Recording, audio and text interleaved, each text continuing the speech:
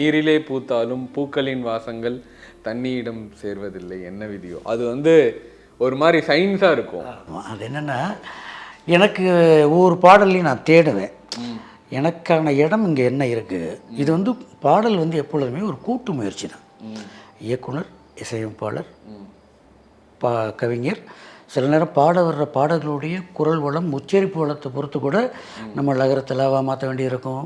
இன்னும் சில பேர் ரே வராது, அப்போ அந்த இடத்த நம்ம மாற்ற வேண்டியிருக்கும். ஸோ அது ஒரு கூட்டணி முயற்சி தான்.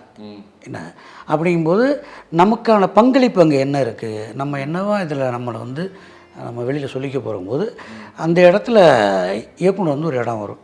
கதையைப்படி சொல்லியிருந்தார், பையனை கூப்பிடுவார் அப்பா, பையன் வரமாட்டான் அப்படிம்பார்.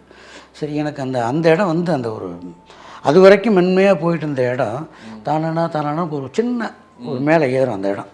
அந்த இடத்த நான் பிடிச்சிக்கிட்டேன். நீரிலே பூத்தாலும் பூக்களின் வாசங்கள், இங்கே ஏதாவது ஒரு கவிதையை ஒன்று போட்டு பார்ப்போமே அப்படிங்கும்போது எனக்கு நீரிலே பூத்தா, அதாவது தண்ணியில் தான் பூத்தாலும் தண்ணியோட பூவோட வாசம் தண்ணிக்கு கிடையாது.